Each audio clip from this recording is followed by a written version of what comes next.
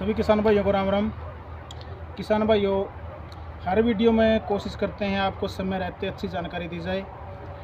किसान भाइयों, लगभग सभी किसानों ने अपनी जो धान की फसल है या जो कपास की फसल है उसकी कटाई कर चुकी हैं और अपने खेत को तैयार कर लिया है गेहूं की बिजाई के लिए, और कुछ किसानों ने तो गेहूं की बिजाई शुरू कर दी।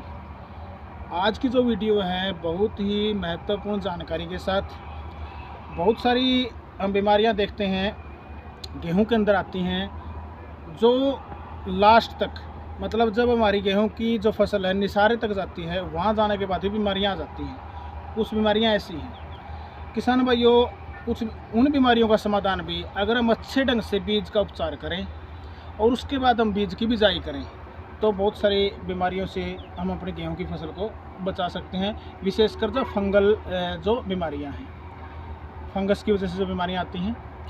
किसान भाइयों, सबसे अत्यंत महत्वपूर्ण ज़रूरी है कि आप अपनी गेहूं की बिजाई करते समय सबसे पहले आपने अपने गेहूं के बीज को अच्छे ढंग से उपचारित करना है, और उपचारित करने के बाद ही खेत के अंदर बिजाई करनी है।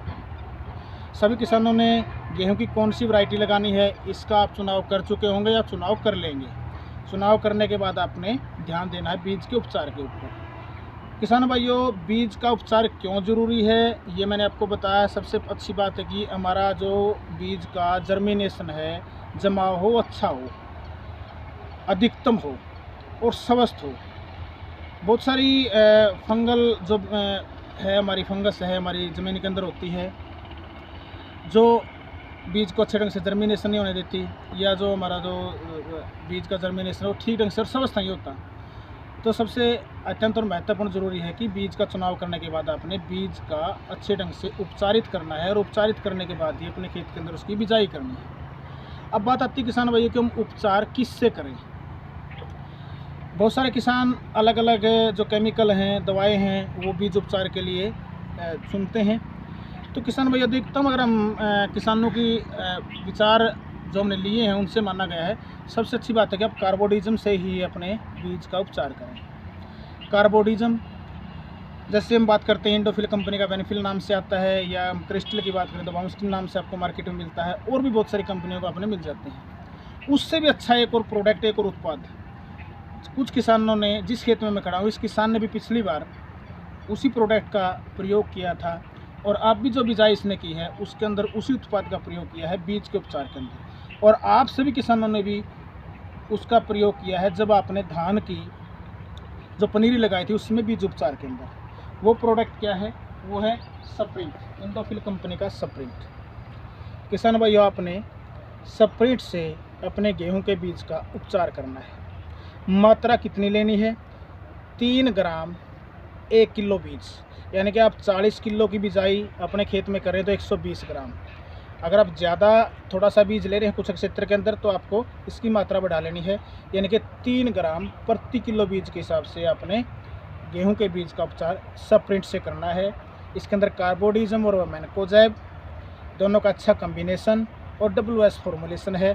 बहुत ही अच्छा परिणाम आपको देखने को मिलता है जर्मिनेशन, जमाव के अंदर, और जल्दी फुटाव की ओर चलने में। इसके साथ साथ किसान भाइयों, अगर हम बात करें, बहुत सारे खेतों के अंदर दीमक का बड़ा प्रभाव होता है। मतलब जो जड़ का जो कीट है वो आ जाता है, दीमक अधिकतम होती है। तो वहाँ क्या होता है, जो ही हमारी जो गेहूं की बीज जर्मिनेशन लेता है उसी समय पीलापन यानी कि सूखना शुरू हो जाता है। तो वहाँ हम कैसे बचाएं अपनी फसल को? उसके लिए आपने क्या करना है, इक्टारा, लिक्विड इक्टारा यानी कि थायो, लेकिन बहुत सारे किसान इसको लिक्विड इक्टारे के नाम से जानते हैं, थायो। आपने थायो लेना है, लगभग कोशिश करना है 60 से 80 ml प्रति एकड़ के बीज के, यानी कि 40 किलो बीज आप ले हो 60 से 80 ml 90 ml तक आप ले सकते हैं।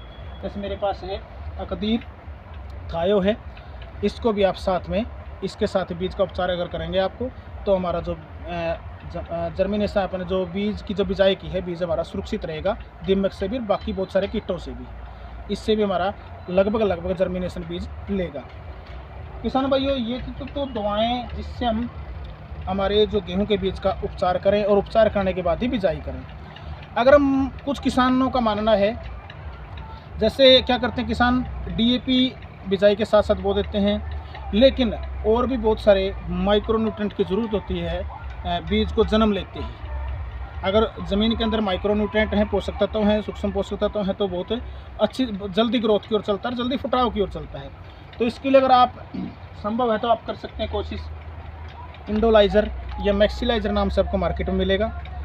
ये इसको हम स्प्रे में भी यूज करते हैं, लेकिन इसके साथ आप बीज का उपचार भी अगर करेंगे तो जर्मिनेशन लेते ही, बीज जमाव लेते ही बहुत जल्दी ग्रोथ की ओर चलेगा, बहुत जल्दी फुटाव की ओर चलेगा, बहुत एक अच्छी संपूर्ण खुराक पौधे को मिलेगी। इसकी मात्रा आपने कितनी लेनी है? 3 से 4 ml प्रति किलो बीज, यानी कि लगभग जो मैंने आपको उत्पाद दिखाए हैं। कार्बोडिज्म का अगर आप यूज करना चाहते हैं तो कार्बोडिज्म के साथ आप अपने बीज का उपचार करें, उसकी भी मात्रा 3 से 3 ग्राम प्रति किलो बीज। अगर आप स्प्रिंट का चुनाव करना चाहते हैं तो जो स्प्रिंट है उसको भी आपने क्या करना है, 3 ग्राम प्रति किलो बीज के हिसाब से अपनी मात्रा लेनी है। और थायो की जो हम बात करते हैं 60 से 80 ml, मतलब 40 किलो बीज, यानी कि 1 एकड़ का जो बीज है गेहूँ का उसके। और जो इंडोलाइज़र है लिक्विड में, इसको अपने 3 से 4 ml प्रति किलो बीज के साथ अपने बीज का उपचार करना है।